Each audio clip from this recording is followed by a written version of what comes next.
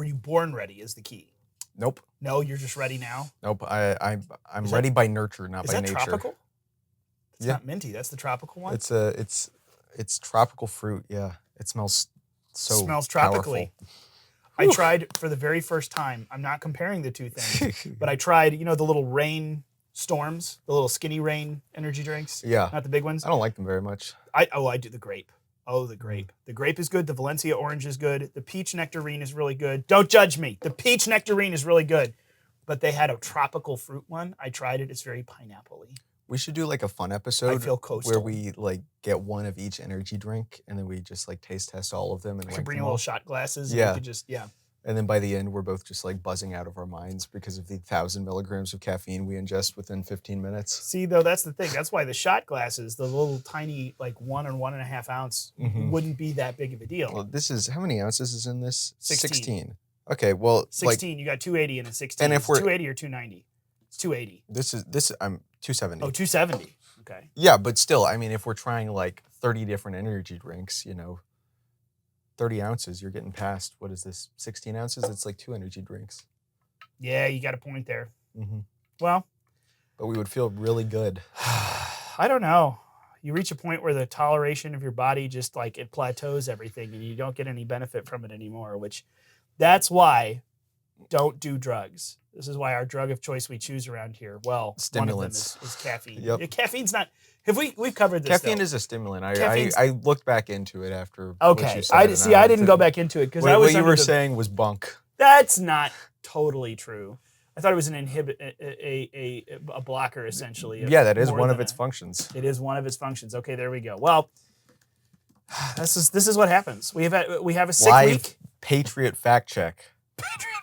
Yes, caffeine is a stimulant. Caffeine is a stimulant. Okay, fact checker.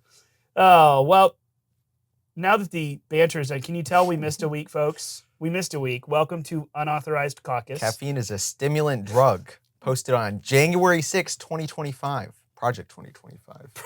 You even said it wrong the first time. Hey, you didn't call me out 2 weeks ago when I was. That's true. Because I don't really care. You're the only one who cares. This is episode 140, and we skipped last week. We had a sick week.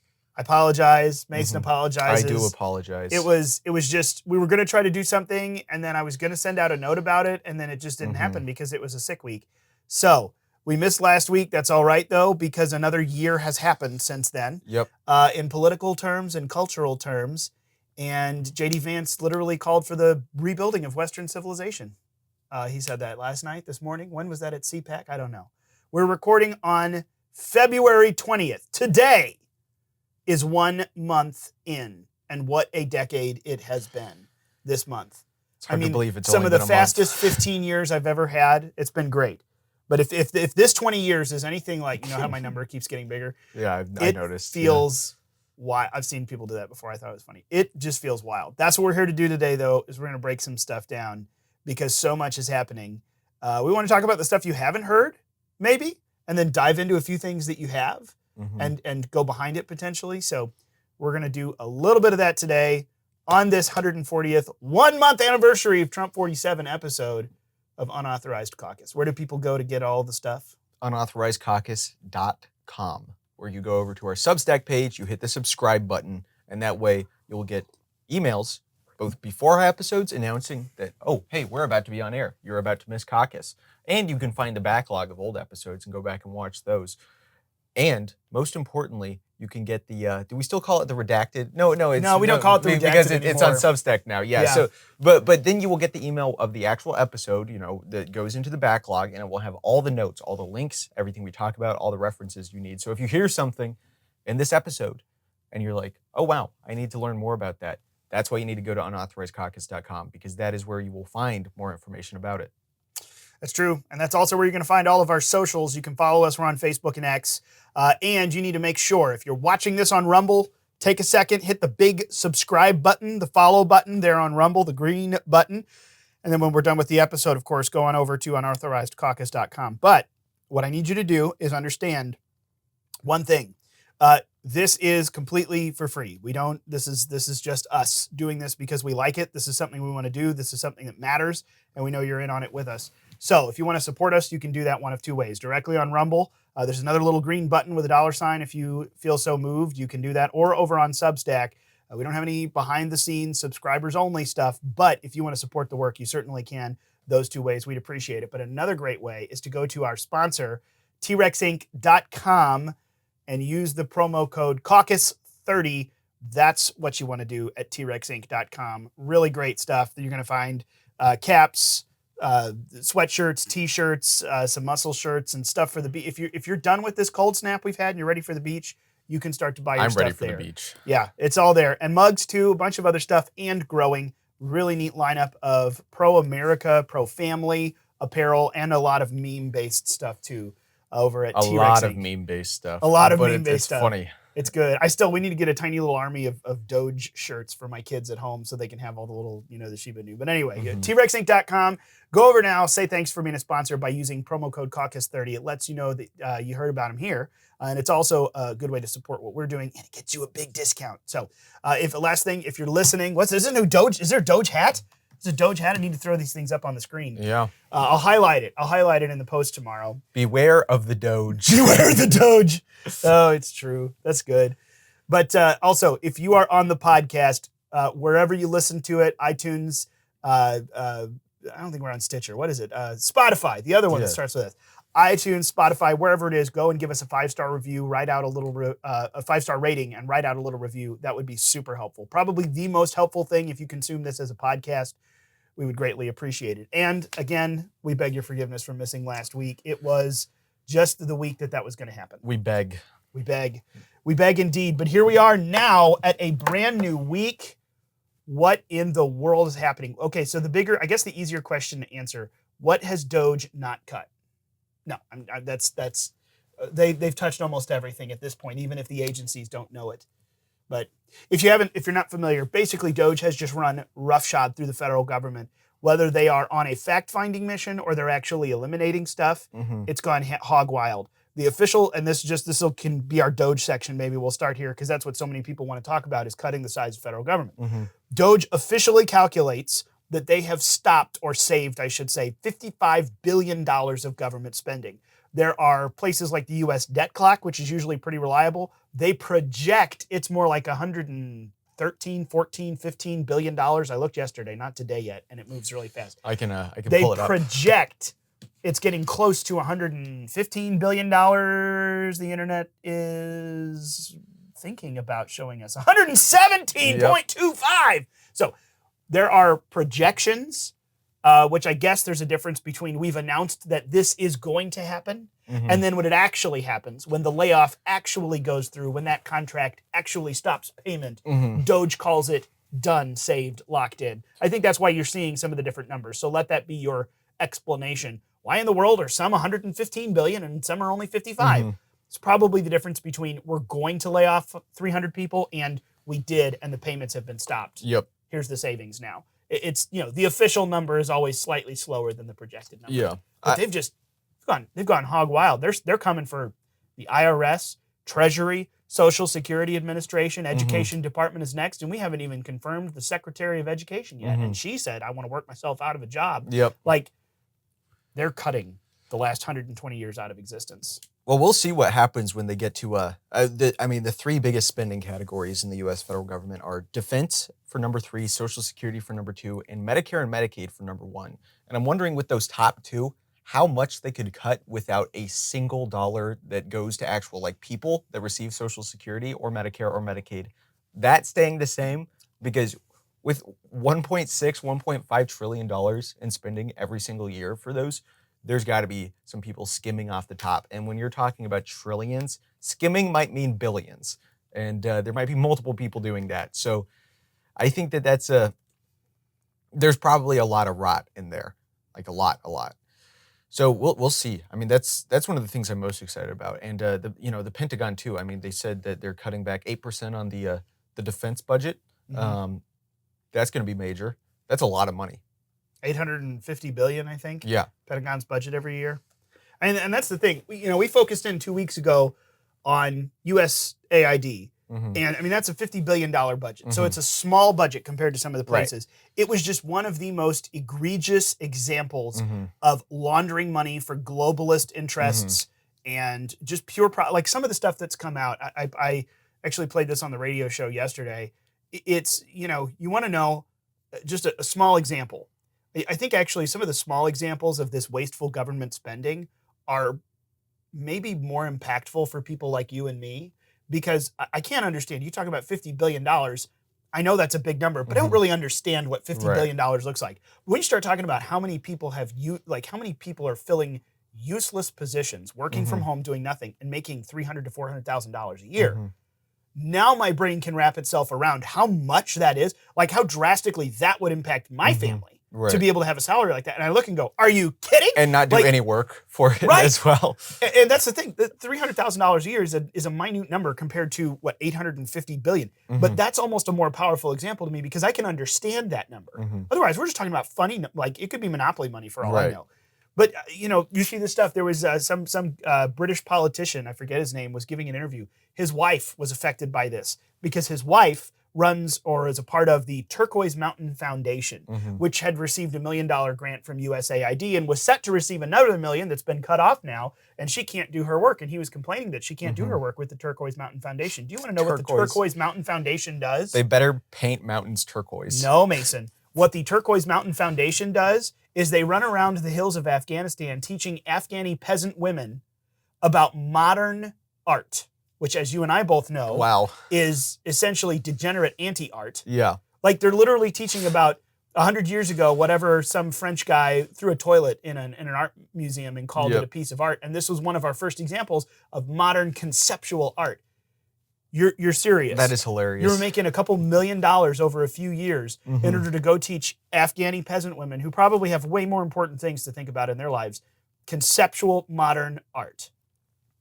No. It's important work. But this is just one, and everyone, you've cherry-picked one example. No. When I have giant list after giant list of these kinds of examples, we're doing something wrong. And it's the same thing with the Social Security Administration, which is one of the next big places Doge is already cutting into. You saw the big thing out there. Elon Musk posted a screenshot of an Excel document, and it showed the breakdown of people inside the Social Security Administration. They have a Social Security number, and how many people fit in each of these different decades: 0 to 9 years old, 10 to 19, 20 to 29, and so on. And it makes sense. It's 38 million something 0 to 9 year olds. There's 44 million something 10 to 19 year olds, and it goes on with these numbers, and it starts to get a little smaller. But then all of a sudden you realize this is a really long list. And it's because you start to see really quickly. Here, let me pull this up so I can actually accurately quote you. And the White House came out and talked about some of these numbers. So someone who says, show me the proof. The White House said so on camera. These numbers came out of the Social Security. It's not just like Elon Musk suddenly posting something. But here, there are close to 40 million people that are inside the Social Security system that are obviously dead. Right. Like receiving checks and... Well, and I don't even know if they're receiving checks from this list, but this list claims that there are over 15 million 80 to 89 year olds, 6 million 90 to 99 year olds, 4.7 million 100 to 109 year olds, and then 3.6 million 110 to 119, 3.4 million 120 to 129. It keeps going. There's supposedly over 1 million people that are between 150 and 159 years old. Yeah. 121,000 that are 160. It keeps going all the way down. There is at least 2 people in the United States who are over 240 years old. One of them's over 360 years old, according to the Social Security Administration. But that is crazy. Look at this. It's nuts. There are literally millions of people that are obviously not alive that are still inside the Social Security system as being marked alive. Now, whether they're actually receiving... Well, I assumed that checks are going out. For those people. You would have to think so. And I found this even too last year. 2024, the Treasury did an internal audit. This was the Biden administration, the Biden Treasury ordering an audit, or the Social Security Administration specifically ordering an audit, and found that there were $72.8 billion in missed payments. And those missed payments, to make it sound better, they say, well, we're not paying people that shouldn't be paid. These are overpayments to people who should be paid. We just overpaid. I'm like, I'm sorry. You want to run me through that excuse of why $73 billion in missed payments is actually not as bad as it could be? That's pretty bad.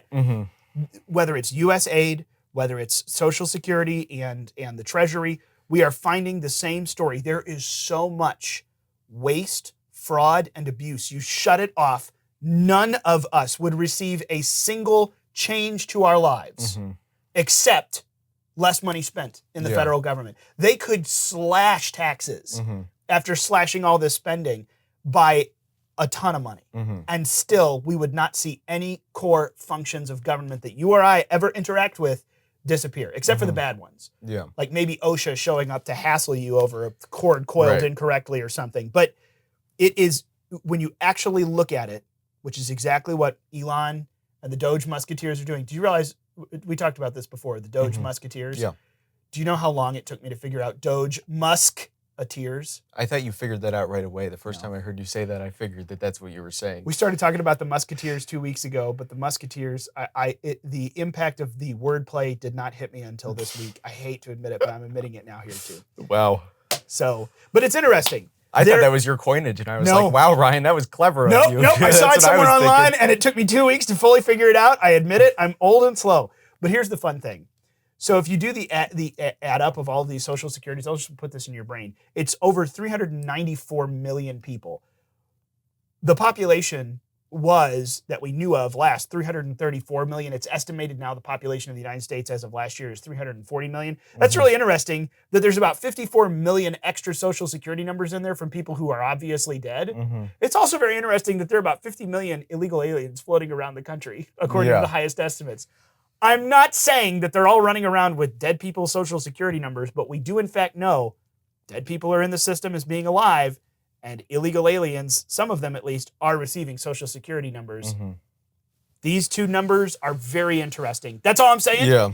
It's a theory. It's a wild theory. You do have to wonder about it, but we'll see if that's what they find. We'll see. If that's because I assume that money is going. There's money going out to those people. But another thing that I didn't realize till last week that that would have been good to talk about on the last episode was that USAID was propping up pretty much the whole left-wing nonprofit network, which was a core element in the outcome of the 2020 election, because it was the phone tracking showed that these people that were ballot dumping were going to nonprofits. That's where they were picking stuff up. Those were the nodes that allowed the fraud of the 2020 election to take place. So, I mean, taking down USAID seems like it's a big election security move as well, without actually having to mess with the states and tell them, to do any sort of actual election security. It's kind of, it's cutting off the food source for the abusers of the election system, of the ones that made the holes. Because you're not going to go out ballot dumping in the North in November as a volunteer, unless you're like a diehard true believer, but who there's very few of those. And people do that because they get good checks to do it, because a nonprofit is like, hey, we'll pay you to go do this. You can do some work for us. John Mills, our buddy, Colonel John Mills. I don't know if he's a lieutenant colonel or a full bird colonel. I realized. I'm sorry. Side digression colonel. That doesn't matter. Well, yeah, but we military history nerd had a question in his brain and just the mouth kept going. Colonel John Mills, great author, friend of ours, of the show, of the program, and of the Eagles. He calls the nonprofits the fourth branch of government, right? Is that what it is? Now, my terminology is the administrative state. I like to call that the fourth branch of government. Turns out, kind of the same thing. The administrative state is literally funding, propping up. So, I mean, the administrative, USAID was a what do you want to call it? A money laundering propaganda arm of the State Department. Well, the nonprofits are a wing of the administrative state, literally. You and I paying for it. Sorry, that was a side note, because he refers to the nonprofits I've called the administrative state. Well, it turns out it's kind of one and the same. And getting paid a little bit by it. Did you see the housing market? No. The DC housing market in the last 2 weeks has exploded. There were over 30, I think I saw the number and it's probably changed by now, 3,300 homes went on the market within the last 2 weeks or got listed on Zillow and some of those places as upcoming. Everywhere. Over the last 10 years, you can't hardly buy a home within 3 hours of DC without overpaying through it. Now there are thousands of homes going up for sale. That tells you just how much we were supporting. And you go back to Civil War and pre-Civil War, Washington, D.C., even back to 100 years ago, was a ghost town. Mm-hmm. 115, 20 years ago, before the Federal Reserve, before 1913. Yeah. D.C. was a ghost town, kind of, like on and off. People didn't live there. It wasn't the center of the universe for industries and this and that and the other. Certainly wasn't the richest area in the country. It was a part-time swamp, part-time inhabited swamp. That has changed drastically. And to see anything that kind of takes a step back from the direction it's been going is just beautiful to see. It's really, really drastic changes.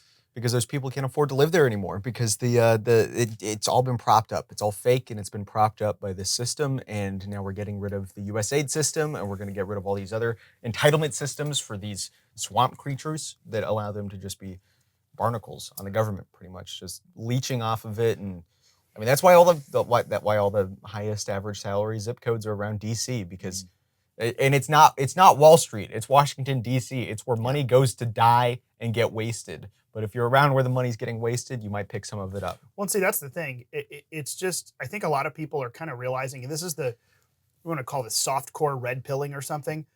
This is where people started realizing, when I ask them, okay, is it really that corrupt or are all of these needed apparatuses? Because I keep seeing that. Well, what Trump is doing is taking away these safeguards. Some of these agencies do good work. Some of the inspector generals and other agencies are safeguards. Safeguards for whom? Right. Exactly. Right. Because are they safeguarding me or are they safeguarding the Turquoise Mountain Foundation to be able to continue teaching about toilet art? Like, who's being safeguarded here? Yeah. Because I'm not seeing any connection to the core constitutional responsibilities of the federal government. In fact, I don't even see stuff that you could kind of say is a tertiary, well, like, this is included in this Constitution. Fine. Maybe it is, maybe it's not. No, we're so many layers away from that you just can't even point to anything and say, why is there taxpayer dollars even within smelling distance of this? Like, it doesn't even make sense. But that's the thing. When you ask, what are the richest areas in the country? Like, if you were to describe something around New York City, okay, well, that makes sense. Wall Street, financial industry. Well, California, okay, well, Silicon Valley, technology, the tech industry. Well, Washington, D.C., okay, there is no industry. Right. The industry is influence. That is the influence industry. And it's the seat of federal power in America. Problem. That's the big red flashing light of this is an issue.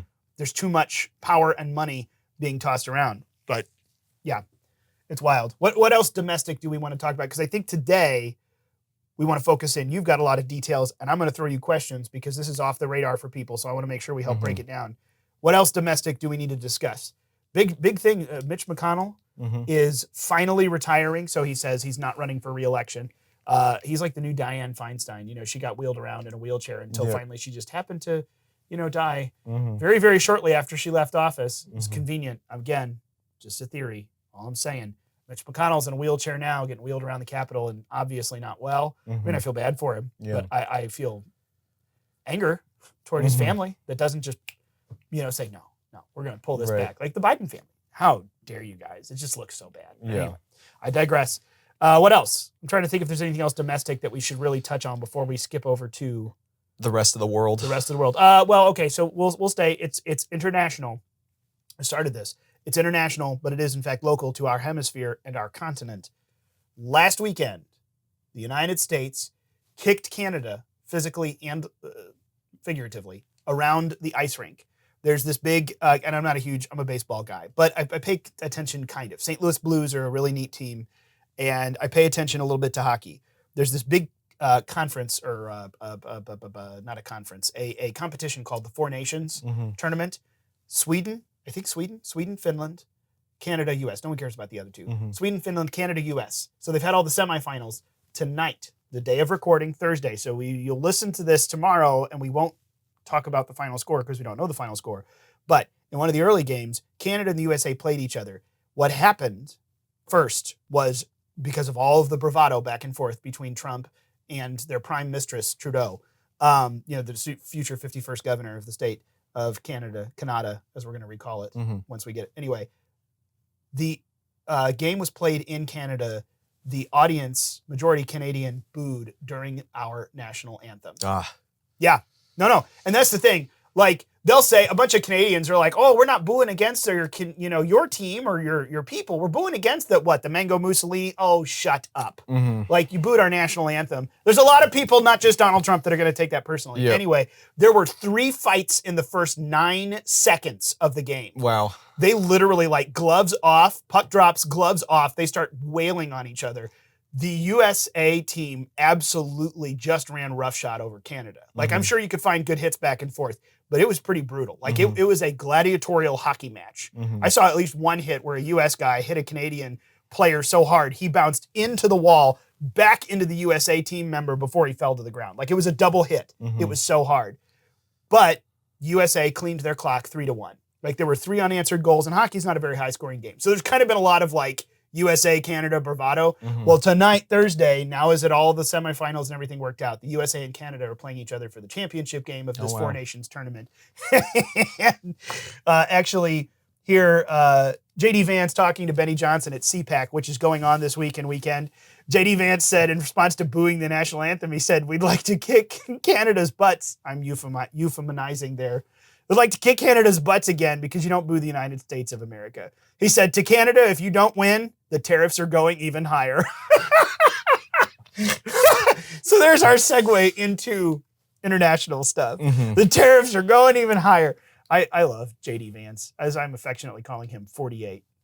48. He will be. 48. I don't even care if there's an election. To cancel, I hate to say it this way, cancel the election, hand him the office. 48. I'm okay with that at this point. 48 and forever. 48. Now it just sounds like some teenage girl's clothing company in the mall. By the way, a mall, Mason, is an indoor shopping complex with several stores lined up. There's sometimes a food court. You know what a mall is? No. Okay. This is all news to me. That sounds kind of like Amazon, but like Yes. boring in real life and you have to walk. Amazon, but people watching. Yes. I've been to malls. I've seen the people. I think it's a good thing that we're moving the best past of all that. worlds. Well, I just realized that you don't have a 19 in front of your birth year, so I might need to explain these things to you because those actually malls, like what we call historically, would we call mall? I'm sorry, this is a digression. Would we call like the 1980s maybe the pinnacle of malls in America, like the Mall of America up in Minnesota? Like I feel like the 1980s were kind of the pinnacle of malls, shopping malls, as a very the titans of American commerce. And then all of a sudden, by the time we got to the 90s, it was like the heyday. And then in the 2000s, gone. Right. They just started closing up. And now they have, like, there's a puzzle store and a weirdo little art gallery. No offense if you own a weird little art gallery in a mall. Right. That's it. And then it's like empty. It's weird. That didn't take very long to go from heyday to nothing. Yeah. Well, yeah, but also like clothing, I think, is something that's going to be a little stickier because people want to try stuff on.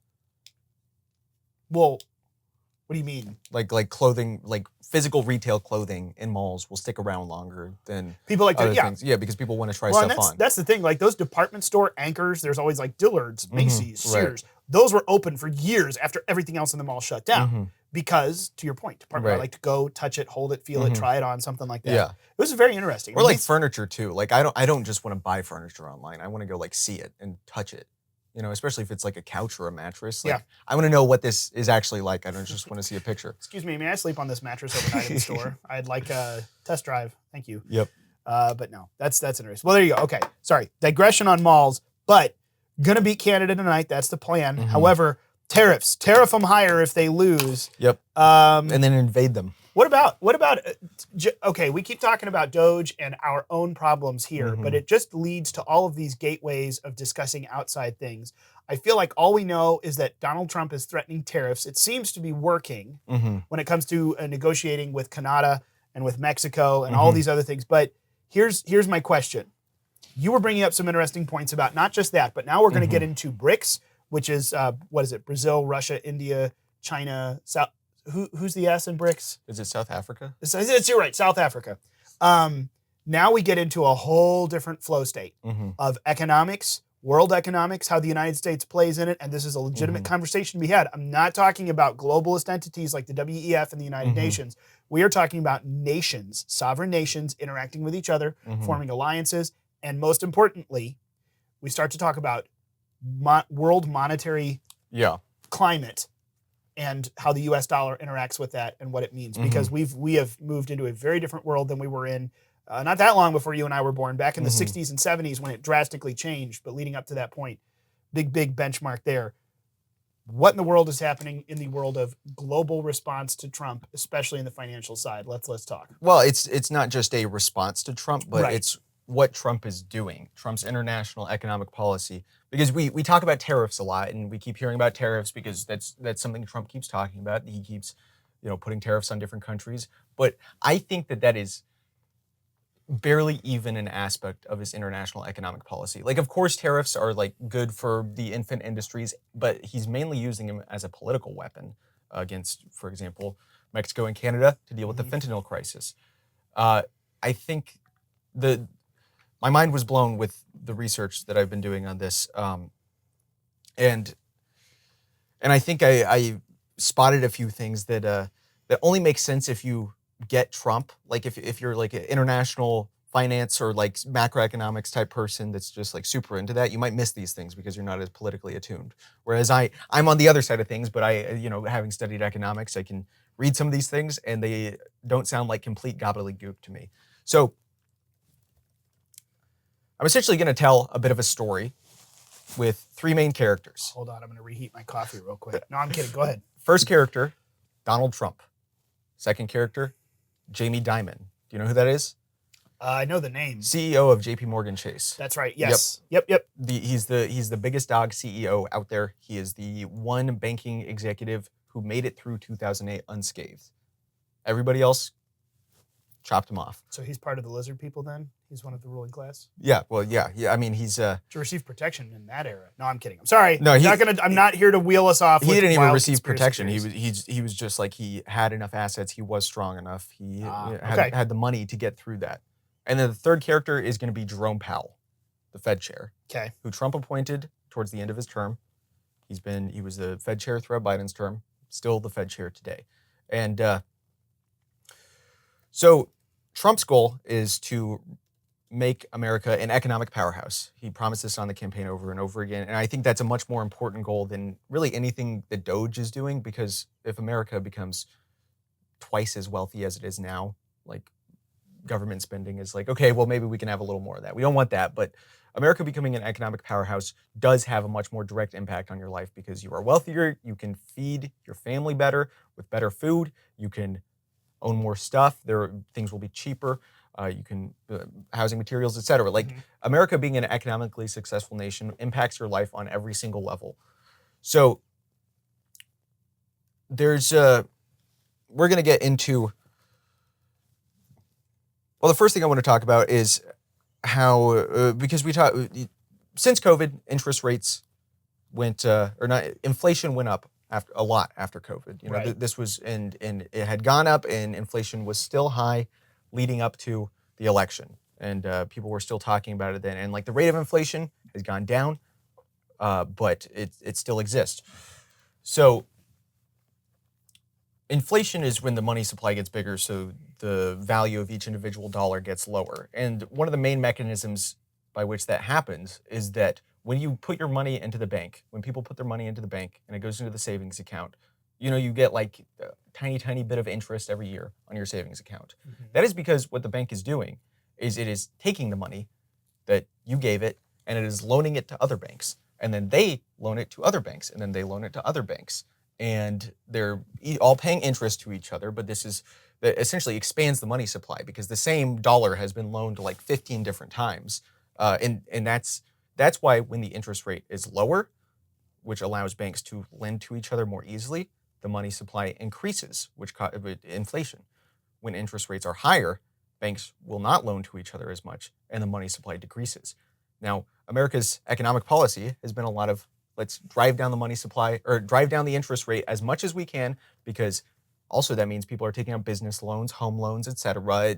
It feels good. The analogy I like to use is that driving down the interest rates using stuff like the Fed and monetary policy is like going on an alcohol binge, but like eventually you're going to have to pay the cost of that and like have the hangover to get back to normal.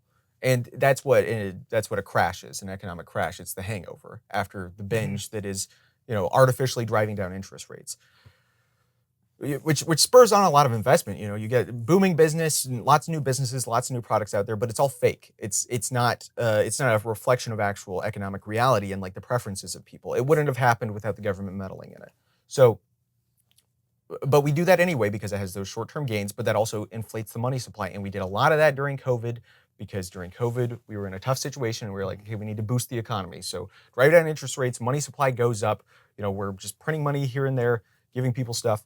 But that fractional reserve banking thing I just described, we can do it in the U.S. Like it happens in the U.S. and the the Federal Reserve. The main way they do that is through the federal funds rate, which is essentially either buying or selling treasury securities. Which the gist of that is taking money out of the economy or putting money into the economy. So that's one of the ways it changes the interest rate. Now, we know the term petrodollar. You know, you hear that a lot. And that the petrodollar is not a different currency. It's just the dollar, and because the dollar is used by many nations all across the world, and countries all across the world,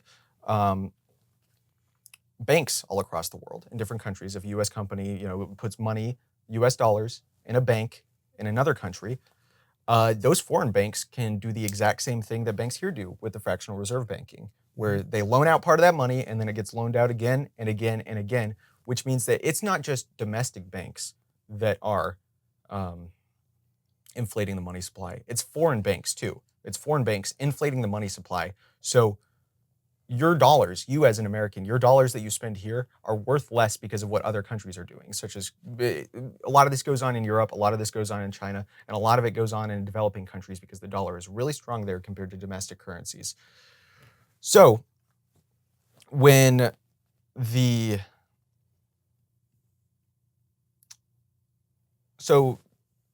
last few years of Biden's administration, Jerome Powell has been driving up the interest rate. Jerome Powell knows Jamie Dimon pretty well. They've worked together in the past. They've not actually worked together, but they've talked a lot.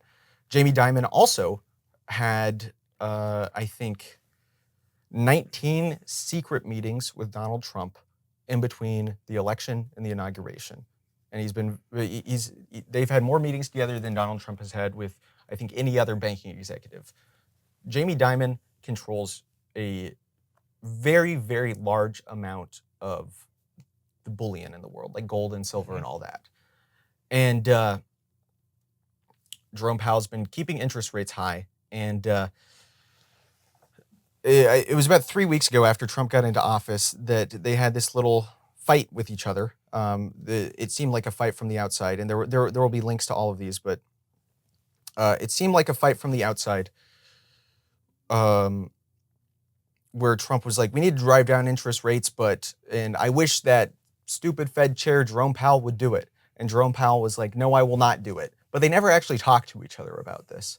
Trump just said that, and Trump had this quote that I'll read real quick. He said that Jay Powell and the Fed failed to stop the problem they created with inflation. I will do it because they failed to do that. I will do it by unleashing American energy production, slashing regulation, rebalancing international trade, and reigniting American manufacturing. And I will do much more than stopping inflation. I will make our country powerful. Now, what it seems like is that they're beefing with each other. But if you remember what I just said, high interest rates reduce inflation. Low interest rates create inflation. So if Jerome Powell did what it seems like Trump was asking him to do, he would actually be making the problem of inflation worse. So what I think this is, because Trump is like masterful with media, I think there's like some double talk going on here. I think that this is like an actual 4D chess move where he's blaming the politically disconnected Federal Reserve chair for not driving down interest rates. So because people like it when interest rates are low because it creates their short-term gains. So if Trump was like, oh, we're not going to drive down interest rates, people would be like, what the heck, Trump? But instead, the flat can get on to Jerome Powell. He takes the responsibility for not driving down interest rates, while at the same time, he is boosting interest rates, which is reducing the rate of inflation. But one of the most important things that keeping the interest rates up does is it stops that process in international banking where the US dollar is loaned in these countries and it drives this money back into the United States. So even though, because in the United States, these dollars are insured, there's not going to be banking collapses as easily because it's within the actual domain of the Federal Reserve, whereas it's not regulated overseas. But when the interest rates are low, they just do it willy-nilly. So it's going to drive these dollars back in the United States. So even though interest rates stay high, which means it's harder to get loans, there's going to be more and stronger dollars in the United States, which fits into Trump's plan of economic nationalism. So that was a rundown, a very imprecise rundown of Trump's.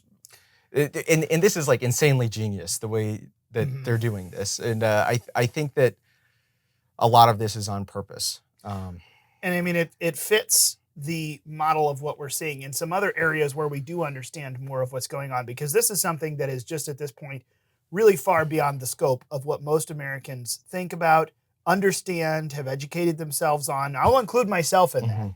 I've actually started taking a little bit of a dive into, because there's companies out there, it feels like they're a dime a dozen now, and I don't mean to put any of them down, but everyone talks about buying gold and silver. You buy gold and silver, you own gold and silver, you're locked in, secured from inflation, a different, not part of the system, fill in the blank sales term.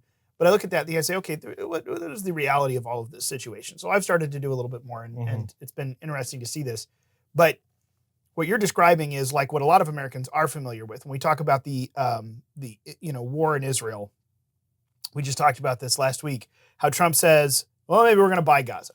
Maybe the United States will just take charge of Gaza.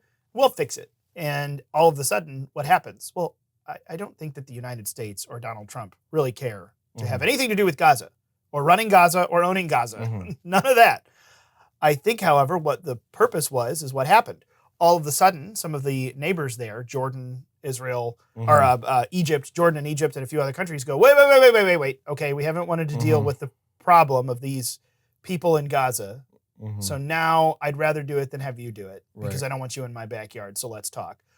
Trump didn't want Gaza. Trump is in real time negotiating, because I mean, it almost occurred to me when I was watching that press conference when he said it, Netanyahu's body language almost looked like he did not know that was coming, or I don't know. He did not look happy about it. He didn't look very happy about it. And maybe I'm reading into it, but a lot of people saw the same thing that I did. And I was like, well, you are reading into it, but you're right to be reading into it. Right, that's the thing. I am reading into it. But I look at it and I say, we're watching, like, what he is doing, what Trump is truly doing really is... the art of the deal. Yeah, it's the art of the deal, but we're watching it in real time. It's not like these are all being done in smoke-filled rooms behind the scenes, and when they come out, we have a perfectly scripted and choreographed press conference. No, his posts on Truth Social aimed at Zelensky. There were a couple spicy ones this week that were funny. His conferences with Bibi Netanyahu. And now you see this back and forth with Jerome Powell and some of the others. You look and go, you know what? There really is stuff that is actively happening while these things are being put out there in public. I totally believe it. I totally believe that he's saying this, not because this is the actual thing, but this is made to make this happen or to give someone, like, I believe it. We're seeing it in other places. You're just putting the pieces together for us inside the global financial view, which is something that most of us are just shut off to. Yeah, outside our purview. Because this doesn't make good headlines. You know, this putting the whole story together and like putting all the pieces together. It doesn't make good headlines. It's not concise. But like, well, the reason Jamie Dimon stands to gain from so much of this is because he owns so many bullion derivatives, so that when global dollarization starts decreasing, people are going to move to the next most stable thing, which is hard metals, valuable metals like gold. So Jamie Dimon benefits from this because, you know, there's an increased demand from gold worldwide because people want, you know, something stable that they can rely on. But also anybody in the whole world benefits from this, from moving on to more stable international means of trade. But to be a little more specific with what it actually means for the dollars to come back into the American economy, like, that's essentially the end of globalism. That's breaking globalism, because American companies are not going to want to send American dollars overseas because they are not as easy to use there, and they cannot be safely used there. So instead, they will spend their money domestically and build up their industries here and employ people here. Oh, and I didn't even realize this, but man, this is going to have an impact on remittances too. With the immigrants coming in, and Right. then they're not, that money's not going to be as useful going out to the sure. rest of the world. So yeah, it's brilliant. It's absolutely brilliant. Now, let me ask you a question as far as how this ties in, because you just touched on a couple of it. But I mean, when you talk about it, one of the interesting things is kind of unspoken. I feel like we all feel like, well, we just moved on. Gold, there's no gold standard anymore. No one does gold standard. Blah blah blah blah. Well, that doesn't mean that physical gold, is not the underlying motivation and still an underlying factor in a lot of these policies. Yeah, we left the gold standard, and it wasn't just, what was it, like 1971, when people talk about the gold standard ending in 1971. That was the end of Bretton Woods. 1971 was the end of Bretton Woods. Yeah, that is when essentially it ended the gold standard by ending the international convertibility of the dollar to gold. But really, you go all the way back. Gold standard for domestic transactions, that was back to like 1933, and President Franklin Delano Roosevelt. So this is not just the Nixon administration. This goes back a lot farther, because Bretton Woods was 1944 that was brought in, I think. So we're talking about not just the last 50 years. We're talking about the last 100 years almost of policy that we have to figure out a different way to go. But the interesting thing about that is, you start looking, the U.S. still has a lot of gold. That's why I've actually started to kind of come around. I know it's a fun conspiracy. And by the way, this week has just been filled, now that Elon and Trump are both talking out loud about auditing the Federal Reserve and auditing the gold supply at Fort Knox, which is funny. We're going to go to Fort Knox. Maybe we'll live stream it, he says in Air Force One. Yeah. But you look at it and say, I actually am of the mind that there's probably gold in Fort Knox. Now, we've gotten off of the direct gold standard and the convertibility from the dollar to gold, but the U.S. still has tons, literally literal tons of gold. And China has been accumulating tons of gold, officially a lot less than unofficially, where they've been pulling it in. Russia, Germany, the IMF, there are several key players that do physically still amass physical gold. Yeah. Physically physical. You know what I mean? This is still a part of the equation upon which things are being based. Now, fractional reserve, this and this and this. There you go with this. Yeah. It's not like it's a direct representation, and we don't have direct convertibility. And we're not getting back on the gold standard. That's my question, is one of the big conservative talking points is we need to go back on the gold standard. What, in your opinion, having just explained to us through the story that you've got, obviously a vast amount of knowledge in all of these things. I'm being slightly facetious. I know you crammed for a test and gave me the Cliff Notes versions. But where does the gold standard come back into this when it comes to what we're actually going to see monetarily happen here in the United States? Not the gold standard necessarily specifically, but that's a conservative talking point we all know. Yeah. As you're looking at these pieces, I think people in general know gold standard good, BRICS bad, dollar, at fault worldwide, et cetera, and so on. Right. What's the reality of what we are going to potentially see? What changes could be made? Because we do need to cut spending, but we also need to cut inflation. I mean, I'm looking for some deflationary policy, which is always, to your point, extremely uncomfortable. I mean, you see that post-World War II, or no, not post-World War II, post-World War I in the UK, or in Great Britain at that point, deflationary policies that were brutal to experience but necessary, and a few other things. Like, we've done that in our history too. What are we actually looking at reality the next 4 to 8 years do you think can be done from what you're seeing? Or have you not gotten into the solutions part yet as far as what people are suggesting? Because you're just describing to us kind of what's happening and what to be looking at. Well, this is one of Trump's solutions to making America an economic powerhouse. And the gold standard doesn't come into play in that. I mean, that's like getting us back onto a hard currency convertibility type thing with the gold standard. That is a lot of steps between here and there. But this is actually a process that will lead to the American dollar becoming stronger and there being more investment within the American economy that stays in the American economy. So like what that means you see in the next few years is that the dollar is worth more, but usually that would mean, okay, high interest rates, we're not going to see as much business growth. But if Trump is slashing regulations on environment, like on environmental regulations for energy, that's also going to drive down prices even more, which means businesses are going to be able to, that brings their bottom line down, makes it easier to start a business in that way. Slashing banking regulations, which is one of the things that Jamie Dimon was talking to Trump about, and one of the things that they really like to see in these next few years, all the banking people. That also means that, okay, money can move into new businesses easier, money can move into industries easier. So those are a few. And another thing this will mean is that companies that are over reliant on debt, like a lot of these huge, like Meta is one example that has really benefited from the low interest rates because it could just borrow. That's going to come back and bite them, and they're not going to be able to rely on that growth model. And there's a lot of huge companies rely on that. Companies that because we know that Meta sells your data, but it's like, how much is that really worth when it comes down to it?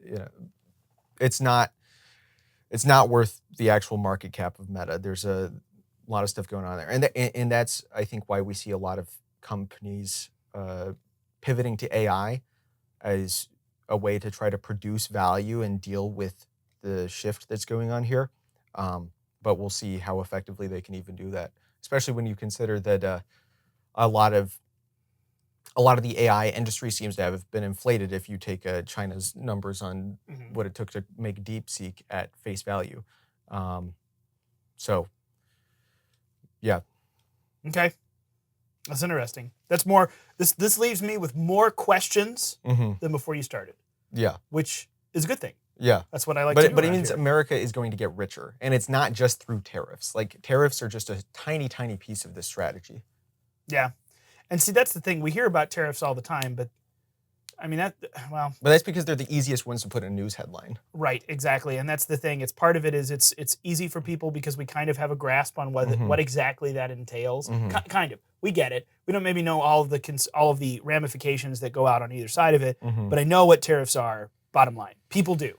And then it's easy to write about, and the news media needs something easy to write about, and fill in the blank. Like there's a bunch of other different things, but that's really interesting. So we'll have you are going to have a lot of notes on this because, like I said, this is one of those, you're putting a bunch of stuff on the radar for me, for all of us, that I need to look into more. You're probably going to have a bunch of Substack links, aren't you?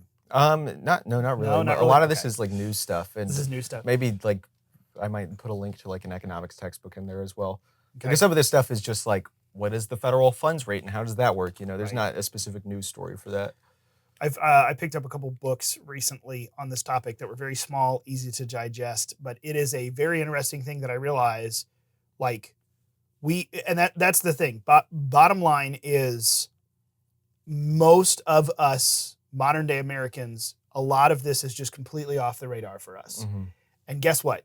This is the world we live in. It's something you need to get a little bit smart about to understand so that you can give suggestions to your representatives or know how to elect a representative correctly, because these are things that have to be dealt with that haven't been dealt with in a long time. But to your point, this whole conversation, the things you just put in place, it is what the real authentic pro-America positions in here might be will potentially sound nothing like what a lot of quote unquote conservative talking points have been like. Like, we think low interest rates are better for business, and we're pro-business because we're conservatives, so we want booming business, right?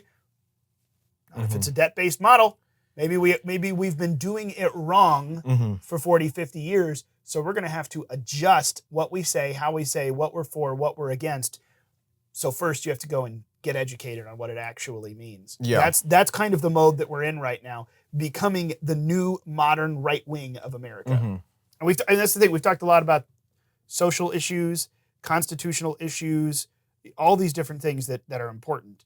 Welcome to the economics and fiscal side of the house. And we're really not just talking about the fiscal shape of the United States. We're talking about the economy, the macroeconomics of the United States and the world. Which I hate macroeconomics. That was always my least favorite, but it's very important to know. It is, and you just gave me a nice little rundown. I liked your story format where you're like, there's three main characters I'd like to introduce yourself to. I'd like to introduce you to, children. And then boom, offering to Jerome Powell and Donald Trump and not Neil Diamond, but Jamie Dimon. I wanted to say Neil Diamond for fun, but Jamie Dimon. You know who Neil Diamond is? I don't think so. Okay. I submitted without comment. Anyway. I'm about to know. Google is about to tell you. Or pardon me, DuckDuckGo. Yeah, Neil Diamond is a famous singer.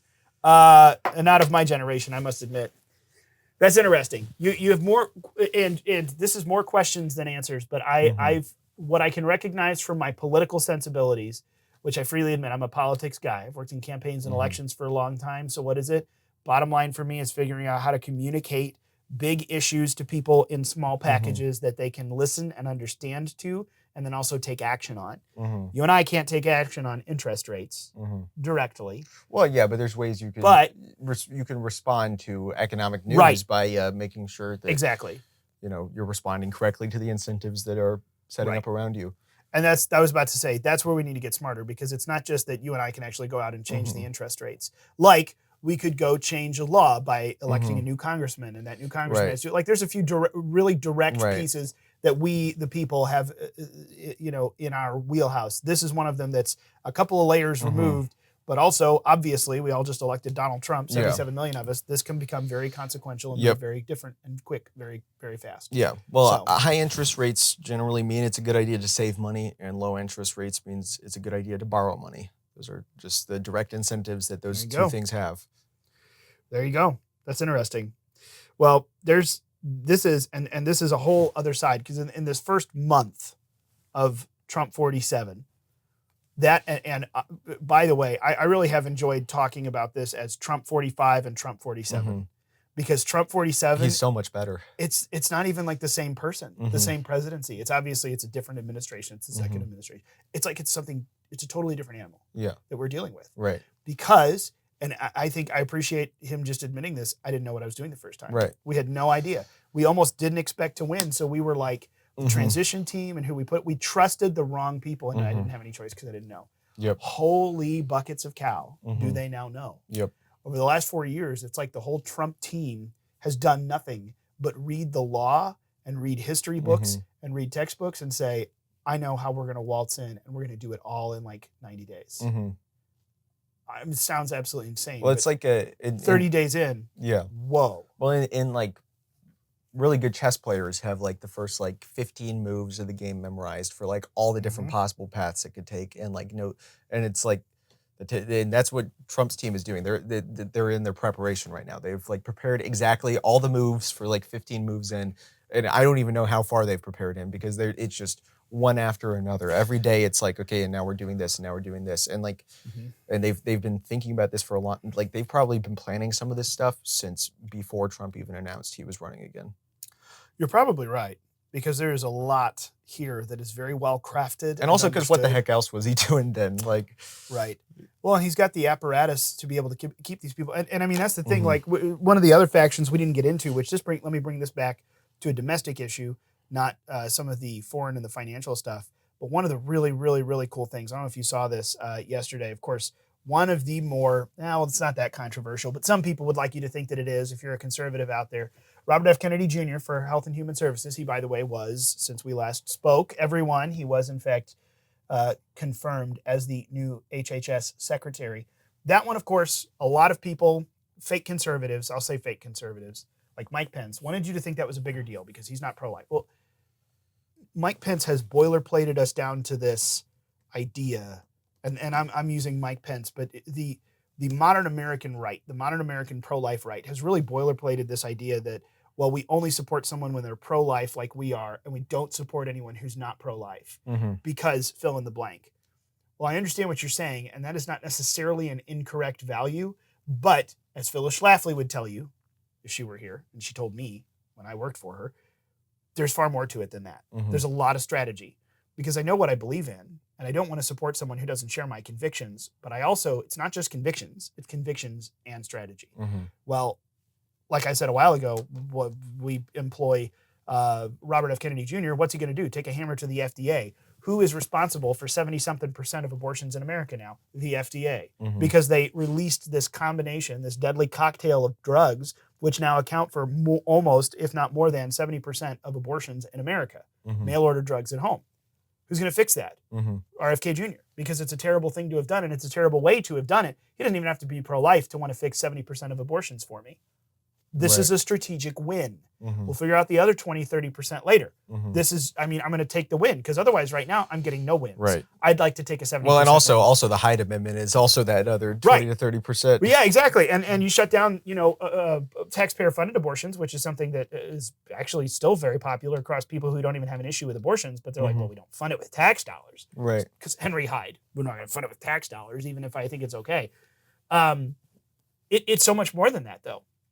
what really shaped up, and I'm repeating stuff that we've said before, but here's what that's led into. So the Trump administration in this first 30 days has undone the last 4 years of terrible policy from the Biden administration when it comes to the radical gender ideology, but it also is undoing the last 15 to 20 years of slow policy movement in that direction.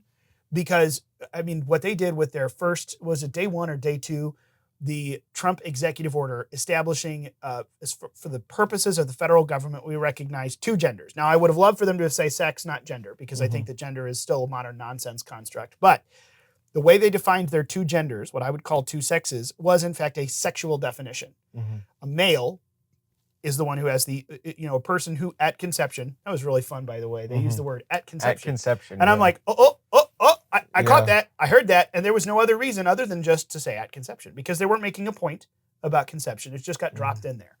That tells me more than I need to know as a pro-lifer, and it should you too. But person who at conception has the smaller reproductive cell, sperm. And then a female is a person who at conception has the larger reproductive cell, egg, sperm and egg. We just boilerplated male and female down to sperm and egg. This goes farther than all of the arguments, because everyone, you want to talk about, well, what makes a man and what makes a woman? And then the left immediately runs to, well, it's a social construct. Oh, you're going to boilerplate it down to genitalia. Oh, blah, blah, blah, blah. No. Reproductive system, sperm, egg. This is where we define it. And it's like, it's really all of the stuff that the left has come up with, that just went deeper than all of it and hit the rock bottom level. Argue with me over it. Who was born with sperm? Who was born with egg? This is how we define male and female. Yep. It was extremely intelligent and very, very smart. Well, now RFK Jr. gets in. He was put through last week, I think on Friday, which, by the way, Kash Patel should be confirmed in, I hear, like 6 or 7 minutes at this point. Supposed to be, it was supposed to happen earlier. We'll see. I'll double check before we close out the show so that I can confirm for you a breaking piece of news. By the time you listen to this, it won't necessarily be breaking. But he was put in. Sure enough, here comes this week email guidance from the Health and Human Services Department about how we are going to interact with President Trump's orders over 2 genders. And they start to go down the list. And this is what defines a male. This is what defines a female. This is what defines a man is an adult human male. A minor man is I forget what it was. A boy is a minor human male. And then it's like someone in the Health and Human Services Department watched Matt Walsh's movie, What is a Woman? Because a woman is an adult human female, which of course, spoiler alert, those are the final words of the film. He answers the question. Dude, you just spoiled the whole movie. I said spoiler alert. That was the point. Go back and pause. Don't listen to that part. But anyway, like it runs down the list, and I look at this and I go, this is such common sense stuff. And yet, on one hand, I am so glad that someone's just rock solid, concretely putting it into paper. Not that the next administration couldn't come and redo something else, although I don't know. We'll see about that dynamic when we get there. It's just sad, though, that this is where we are. But look at who's doing it. Look at who's implementing it. Some of these people who we were told from the right wing that this coalition was very dangerous and wouldn't. I'm not saying they're perfect, but I am saying that the strategy has been pretty rock solid so far. So I have a great amount of trust in the system, the apparatus that Trump has built, and where we're going. Because of all of the domestic stuff that we see, the results are just unshakably in a certain place. Even on the stuff that I don't understand, macro and world economics, I'm here for it. I want to learn because and if the it's geopolitics are great as well. I mean, he's got a negotiation going on with Russia right now, and he's getting it figured out. He's talked to the big old mean Vladimir Putin. Right, he's giving Putin everything he wants. Our head of state is talking to other heads of state. Oh my goodness, the horror. I don't care. What is this? The Zelensky is a con man. Zelensky's a con man, and as Trump said on Truth Social yesterday, a bad actor at that. He's such a trash talker. I love it. It's very interesting. 1 month in, we've only talked for an hour. We've barely scratched the surface of a few. Well, you more than scratched the surface on some of the economic stuff for us at a macro and global level. No, I think that was still just barely scratching the surface. But it's interesting. It's interesting. Maybe I don't hate J.P. Morgan Chase as much as I thought that I did. I'll also back off. Reserve judgment for now. They're an American-based bank.